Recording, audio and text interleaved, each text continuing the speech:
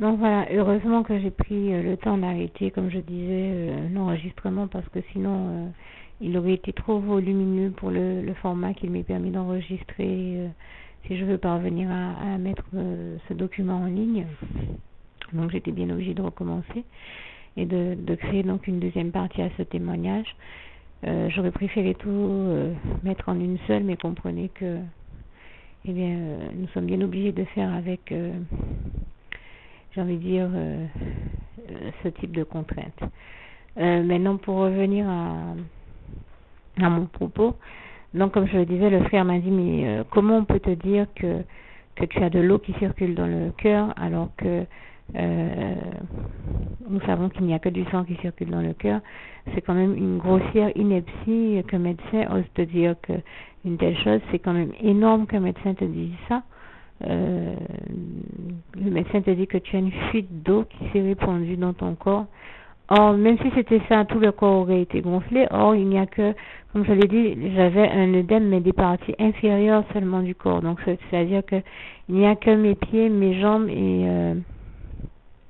et mes cuisses qui étaient enflées et ça n'allait pas tellement plus haut.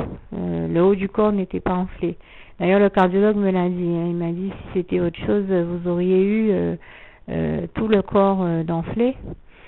Et il m'a dit quand on a un problème en rapport, si l'œdème était en rapport avec un problème cardiaque, il aurait posé un problème qui pompe 60%, où le cœur est pompé à 60%, enfin quelque chose de ce genre-là, où en tout cas le cœur a un fonctionnement, son fonctionnement normal se retrouve à être réduit à 60% de ses capacités habituelles, ce qui fatigue le cœur et qui aurait créé de potentiels risques. Or, votre cœur n'est pas du tout dans cette situation, vous êtes en très bonne santé cardiaque, vous n'avez aucune espèce de problème à ce niveau-là. Donc, très concrètement, tout cela ne provenait certainement pas des causes qui m'ont été données. Quelqu'un d'autre aurait dit par le médecin qui est en face de lui, moi je vous dis par le diable qui bien sûr me racontait des conneries et des inepties une fois de plus à travers certains médecins que j'ai eu à voir. Je n'incrimine personne, comprenez que je n'en veux à personne ni à toutes les personnes que j'ai pu voir, mais j'analyse la réalité spirituelle qu'il y a derrière la réalité que j'ai eue en face de moi.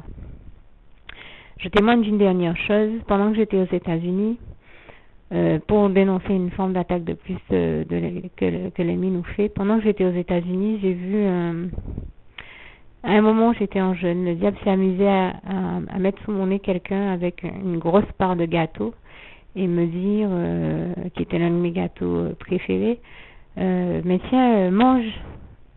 Et j'ai fait signe à la sœur qui en plus était l'une de mes sœurs en Christ préférées. J'étais vraiment embêtée que le diable utilise pour me faire cette tentation. Je lui ai dit désolé, je ne peux vraiment pas. Et alors il s'est mis à manger le gâteau devant moi et le diable lui fait me dire mais comment est-ce que tu peux résister à la tentation, à une tentation pareille? Ce qui vous démontre bien, nous savons très bien que c'est le diable qui induit toujours des gens en tentation, qui est toujours en train de nous tenter et donc nous savons très bien qu'il n'y a que lui qui a pu faire une chose pareille. Et après, une autre de mes filles spirituelles de là-bas est venue me dire un jour, elle m'a demandé est-ce que tu peux jeûner avec moi, ça va m'aider ça me fortifie l'idée que quelqu'un accepte de jeûner avec moi. J'ai dit il n'y a pas de problème si telle est la volonté de Dieu, comme Dieu a permis. Je lui ai dit il n'y a pas de problème, on fait le jeûne ensemble. Donc on a prié ensemble et on s'est mis en jeûne ensemble. Et après, peut-être 2 heures après que nous ayons prié, le diable vient la tenter. Et elle est tout de suite venue me voir en me disant Yannick, il y a des amis qui sont venus me voir et qui m'ont dit qu'ils viennent m'apporter 1 kilo de viande rouge qu'ils ont trouvé en promotion au supermarché. Donc on va pouvoir enfin un truc de ce genre-là. Je sais plus s'il y avait une promo, mais bon genre. Donc on va pouvoir se faire un super barbecue à midi. J'ai dit oui, sauf que rappelle-toi qu'on a prié ce matin et qu'on a promis au Seigneur qu'on restait en jeûne jusqu'à telle heure. Donc bien après-midi. Donc à midi tu ne peux pas être en train de manger de la viande rouge, alors qu'on a promis au Seigneur que nous serions en jeûne jusqu'à on va dire dans l'après-midi. Et là je lui ai dit rends-toi compte que c'est le diable qui essaie de t'empêcher de tenir ta promesse envers Dieu et d'aller jusqu'au bout de ton jeûne. et certainement pas, donc ce que tu vis n'est pas de Dieu. Ne cède pas à la tentation, c'est une tentation venue du diable. Ne cède surtout pas à la tentation au nom puissant de Jésus. Vous comprendrez que là encore, voilà, le diable essaie de nous attaquer par la nourriture. Voilà, il cherche les pires choses, hein, les gâteaux, le chocolat, des choses qu'il sait qu'on aime. Et dans son cas, il aimait certainement le barbecue et la viande rouge en plus, je vous dis, ça ne pouvait que provenir du diable. Bien sûr, il n'y a aucun aliment, tous les aliments que Dieu a créés sont bons, mais le diable s'amuse à toujours utiliser des éléments sanglants. Ça, c'est signé le diable. Et je peux vous dire que j'ai compris que ce n'était vraiment pas de Dieu et que ça ne pouvait être que le diable qui agissait de la sorte, et je tenais aussi à dénoncer toutes ces réalités-là, de manière à ce que vous aussi, vous ne cédiez pas à la tentation, et que, comme il est écrit en Éphésiens 4, vous lirez ce chapitre, ne donnez pas accès au diable, et surtout ne succombez à aucune tentation, et n'attristez pas non plus le Saint-Esprit. C'est toujours, je crois, dans ce même chapitre d'Éphésiens 4, car, comme je le disais une fois, le diable et la tentation, plus on y résiste, mieux on s'emporte. Donc, au nom puissant de Jésus, ne cédez à aucune tentation que le diable ramène dans vos vies. Et d'ailleurs, il y a un autre passage de la parole de Dieu qui dit « Soumettez-vous à Dieu et résistez au diable, et il s'enfuira loin de vous. Et bien sûr, Dieu vous bénira. » Donc, parce que la bénédiction de Dieu vient toujours dans nos vies quand on lui a obéi. Il s'agit de toujours dire oui à Dieu et de lui obéir, et de toujours dire non au diable et à toutes ses tentations, parce que son but est de vous faire tomber spirituellement. Ne le laissez pas vous faire tomber spirituellement. Ne le laissez pas vous aveugler et vous égarer au nom puissant de Jésus. J'espère que vous comprendrez la bienveillance de mon propos, parce que je vous souhaite vraiment du bien à tous. Je suis quelqu'un qui aime les autres, et gloire à Dieu qui a mis cet amour-là en moi. Et donc j'espère que vous comprendrez que je suis dans une dynamique d'amour et de bienveillance avec les autres, que je souhaite au maximum d'âmes d'être sauvées, très sincèrement, au maximum de personnes de connaître le bonheur des bras d'amour de Jésus. Donc j'espère que vous comprendrez en toute bonne intelligence le bon sens de mon propos. Et que si je vous parle de tout ça, c'est parce que je suis passée par ces expériences, que je les ai expérimentées, et que je souhaite à tous ceux qui les vivent aussi, de s'en sortir, et de rester dans le droit chemin, la meilleure voie qui soit celle de Dieu, de Jésus-Christ et de son Saint-Esprit, celle où nous suivons Jésus, puisque Jésus a dit en Jean 8, verset 12, « Celui qui me suit ne marchera point dans les ténèbres, mais il aura la lumière éternelle de la vie. » mais Jésus a dit en Jean 8, verset 12, « Je suis la lumière du monde. Celui qui me suit ne marchera point dans les ténèbres, mais il aura la vie éternelle. » Car nous savons que, comme il est écrit en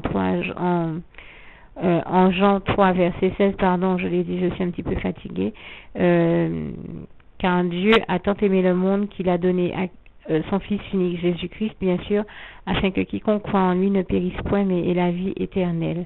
Et nous savons que Jésus nous dit en Jean 8, verset 32, « Vous connaîtrez la vérité, et la vérité vous affranchira. » Et qui est-ce qui est la vérité? C'est Jésus-Christ, puisqu'il est écrit en Jean 14, verset 6, « Jésus-Christ est le chemin, la vérité et la vie. Nul ne va au Père que par lui, le Fils, Jésus-Christ, bien sûr. » Et donc, je terminerai aussi avec Jean 8, verset 36, qui nous dit « Si donc le Fils vous a affranchi, c'est que vous êtes réellement libre. » Donc comprenez que si donc Jésus-Christ vous a affranchi, c'est que vous êtes, Jésus-Christ, le Fils de Dieu, c'est que vous êtes réellement libre et que vous serez réellement libre. Donc si vous voyez que vous êtes en tentation, n'hésitez pas à dire au tentateur, le diable, va des rétro Satanas, et à prier le Seigneur Jésus pour qu'il vous donne la force de résister à la tentation et de ne surtout pas y succomber. Et quand le diable vient vous embêter en vous donnant des tentations alimentaires, ne perdez pas de vue que le jeûne dans lequel vous êtes prendra fin tôt ou tard, au moment où vous avez promis à Dieu de l'arrêter, et que Dieu par la suite vous bénira en mettant sur votre table les meilleurs mets qui soient. Donc quand nous sommes en jeûne, nous sommes toujours en jeûne pour une durée bien précise, mais Dieu nous bénit par derrière en mettant sur nos tables de véritables festins. Moi, je peux vous le dire, il l'a toujours fait pour moi.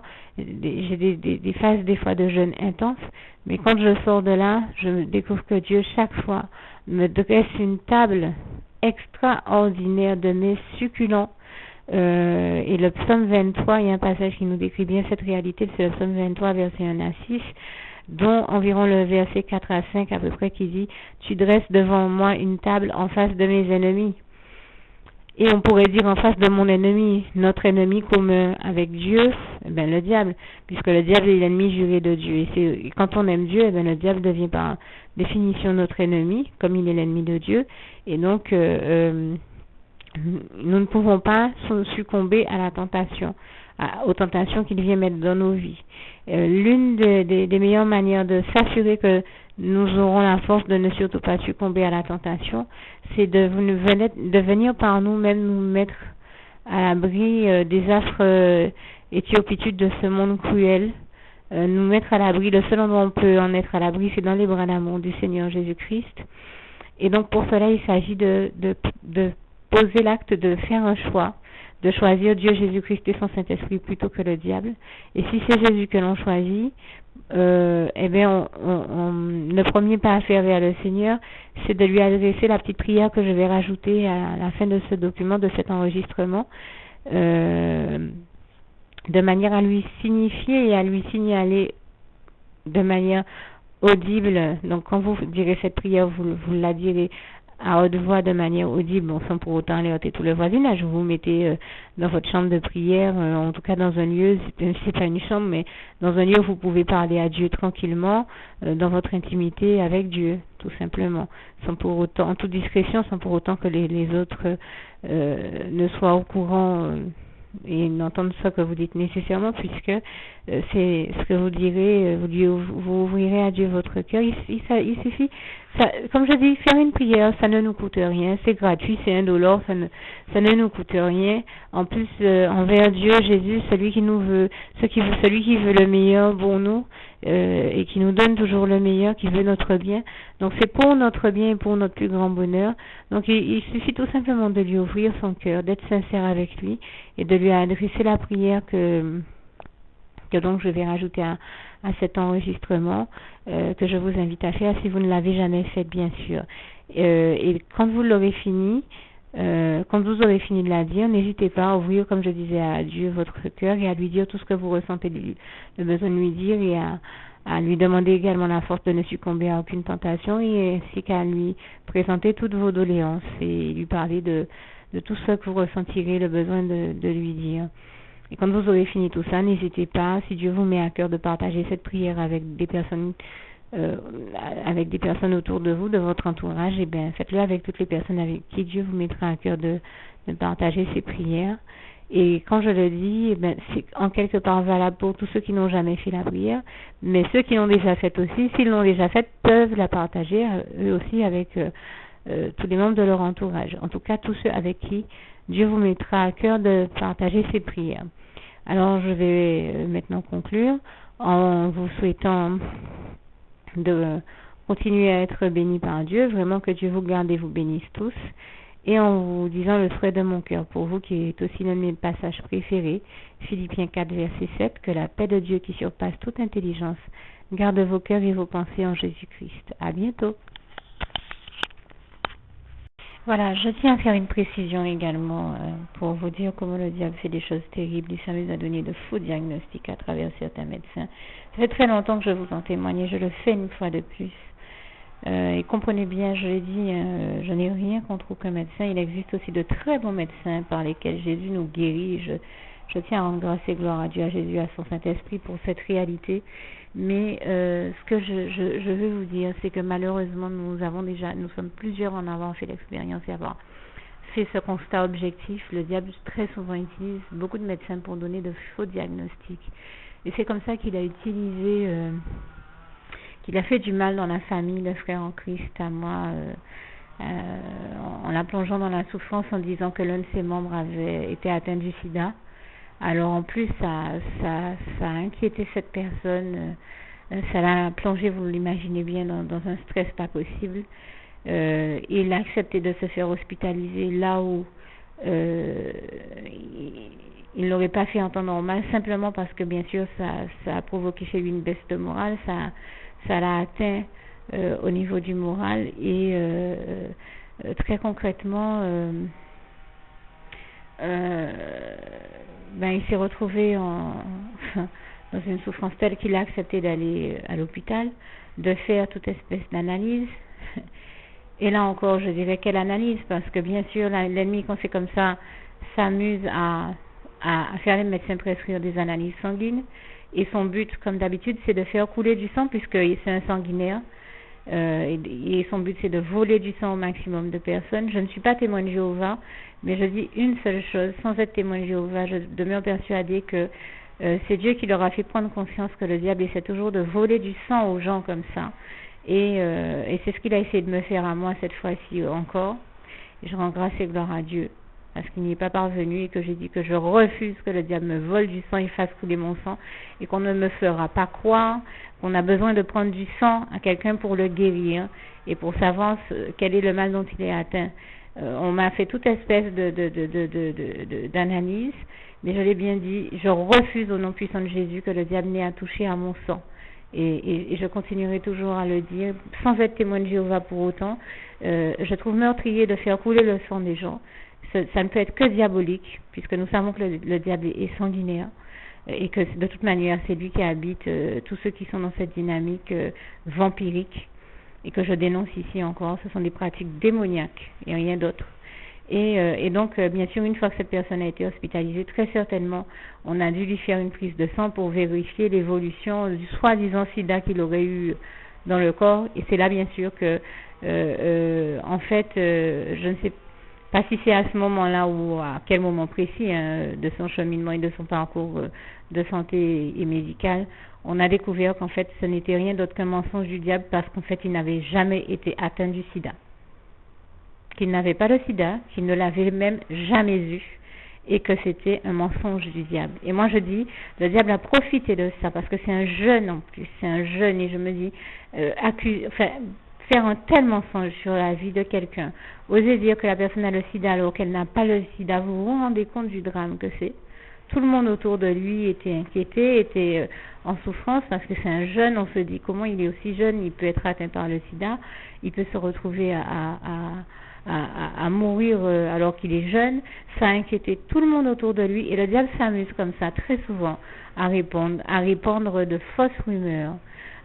Nous savons qu'il ne se tient point dans la vérité et qu'il est le père du mensonge, donc soyons très clairs, c'est lui qui répond à ces mensonges-là, qui profère ces mensonges-là à travers les médecins et bien d'autres personnes, afin de plonger tout le monde dans l'inquiétude, la peur, la terreur, l'angoisse, le stress. Eh bien, demandez au Seigneur Jésus, quand vous voyez que vous vivez ces situations-là, de vous en délivrer totalement et de remplir vos cœurs de sa paix, de vous délivrer de tout stress, de toute forme d'angoisse, de tout sentiment ou ressentiment négatif, de toute amertume, tout orgueil, toute culpabilité, parce que nous savons aussi que l'ennemi cherche à ronger les gens par l'inquiétude, le stress et la culpabilité. Vous demandez au Seigneur Jésus de vous délivrer de tout ça et de remplir vos cœurs de sa paix, la paix du Christ, de son amour, de sa joie et de toutes les autres bonnes choses dont il veut remplir votre cœur. Et vous pouvez aussi lui dire, Seigneur, fais-moi un cœur pur, un esprit bien disposé à te suivre, à rester dans tes voies, ton œuvre, ta volonté, tes projets pour ma vie et ton plan divin. Et quand vous avez terminé vous dites, c'est au nom puissant du Seigneur Jésus que j'ai fait cette prière. Et je vous dis encore à tous, encore une fois, je sais que je l'avais déjà dit et que j'avais déjà conclu mon propos, je pensais avoir fini, mais je me suis rappelé et aussi de cette expérience-là, et j'ai tenu à la rajouter puisque mon but était de dénoncer les œuvres du malin et les pratiques ténébreuses que tout cela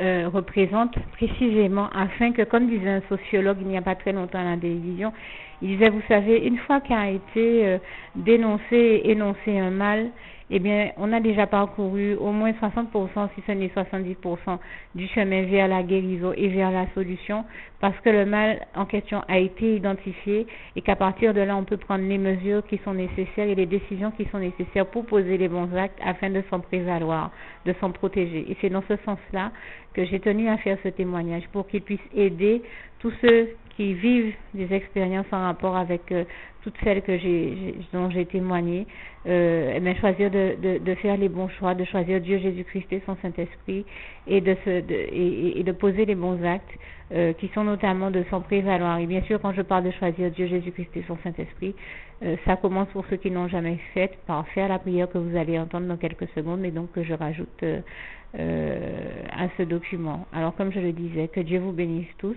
et à bientôt. Juste une petite précision pour tous ceux qui ne sont pas encore, qui n'ont pas encore choisi la meilleure des options qui soit, qui est celle d'aller se placer, de faire le choix à soi-même, d'aller se placer dans les bras d'amour de Jésus-Christ, pour se mettre à l'abri de ce monde cruel. Eh bien, je partage avec vous la prière par le biais de laquelle on y accède. Et commence par vous rappeler également ce passage de Jean 14 verset 6 où il est écrit que Jésus-Christ est le chemin, la vérité et la vie. Nul ne vient au Père, Dieu, sans passer par le Fils Jésus-Christ, bien sûr. Je le dis à ma manière, vous regarderez comme il est actuellement écrit dans vos Bibles là encore. Et donc, n'hésitez pas à ouvrir vos cœurs à Dieu, à Jésus, à son Saint-Esprit, à être sincère avec lui et à lui adresser la prière qui suit, à lui dire tout simplement: Éternel mon Dieu, Seigneur Jésus-Christ, moi, un tel, vous dites votre nom et votre prénom, je t'accepte aujourd'hui comme mon sauveur personnel, le seul maître et roi de ma vie. Je remets toute ma vie entre tes mains puisqu'elle t'appartient, éternel mon Dieu, puisque tu l'as créée, cette vie. Donc tu en es donc le seul maître et propriétaire comme de tout ce qui existe dans tout l'univers. Je remets donc toute ma vie entre tes mains, je te la donne. Merci, éternel mon Dieu, aussi de permettre que cette vie que tu m'as donnée continue à être à ta gloire et que je continue à te servir, à t'appartenir pour l'éternité, d'éternité en éternité. Merci aussi, Seigneur, de faire que je continue donc à te servir et à t'appartenir pour l'éternité, d'éternité en éternité. Et aussi, Seigneur, de m'accorder la grâce de ton pardon et de ta miséricorde pour tous les péchés que j'ai commis tout au long de ma vie, jusqu'à la date d'aujourd'hui incluse. Et c'est au nom puissant du Seigneur Jésus-Christ que j'ai fait cette prière.